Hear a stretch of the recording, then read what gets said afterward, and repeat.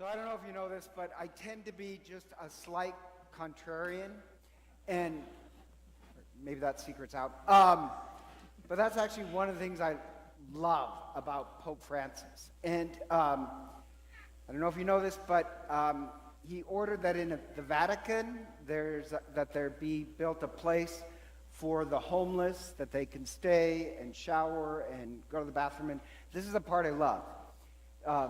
The same entrance that is reserved for the cardinals, he also reserved for the homeless.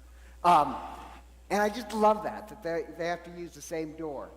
But I like it because, just think about this. The homeless, it's the poor, the broken, the mentally ill, and they get to use the same door as the cardinals. And in his exhortation on the, quote, emergency year of mercy, which I just love that phrase, the emergency year of mercy, is that the reason why he says we need to show mercy to other people is that it opens our eyes up to see their humanity.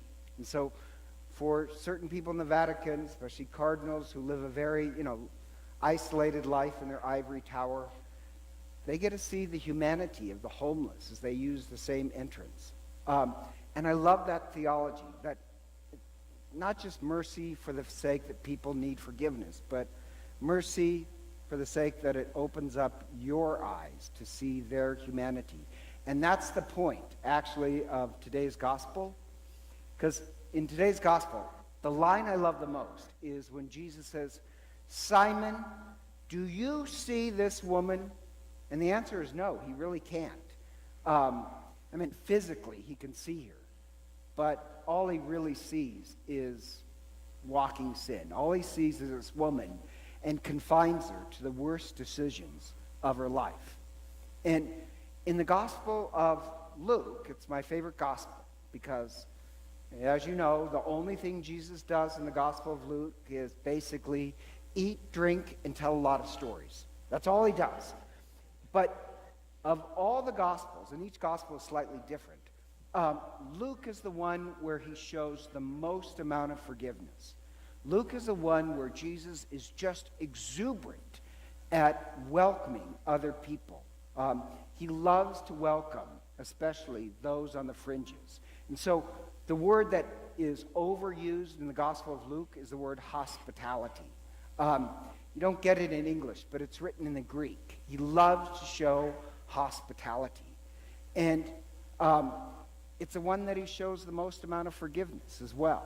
So in today's gospel, you have this odd thing of him asking, "Simon, do you see this woman?" And the question is really, what can you see? Because Simon, all he can really think is, if this man was a prophet, he would know that she's a sinner.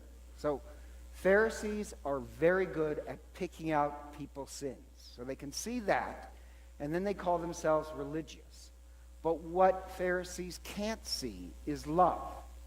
Here this woman is extravagant in her outpouring of love.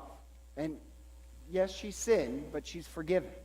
And in gratitude to God, she pours out her life in love. And so the other thing, Pharisees can't see hospitality, so they can't really welcome other people. The woman, she's extravagant in it. Her tears wash his feet. She can't stop kissing him. She's extravagant in showing love. But the Pharisee, he can't really see love.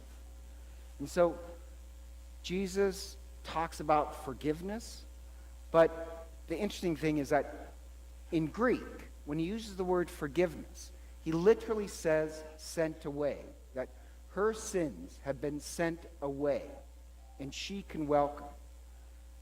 The Pharisee, what he wants to send away is her and only look at her sins. It's this play on words. He's the complete opposite.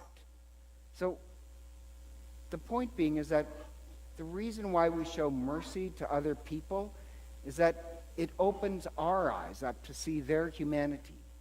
And the point being is that if you've been forgiven, then like the woman, you pour out your life in gratitude with great love.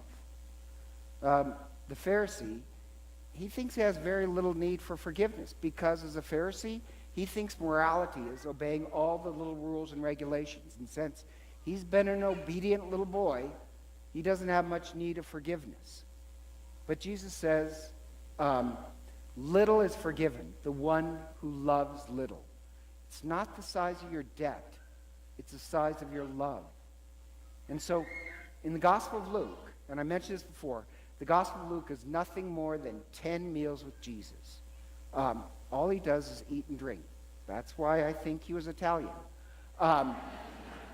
Eat and drink, 10 meals. And you add up all 10 meals, and that's what we mean by the Eucharist. And so this is meal number 2. And meal number 2 is about forgiveness and love. That if you eat this meal, then yes, you have to pour out your life in love for other people. You rejoice in forgiveness. So the question is, are you going to be a Pharisee or a Christian? A Pharisee is one who rejoices in condemning other people, and then they think they're moral. What it means to join at the Eucharist is that we rejoice in forgiveness. We want to pour out our lives in love. So, and by the way, do not think that Pharisees do not exist anymore. There are plenty of them in the world. If you're going to share in this meal with Christ, then you have to be the type that pours out their life in love. Recognizing sin is no great achievement. Rejoicing in love is what this meal is about. And so together, let us stand.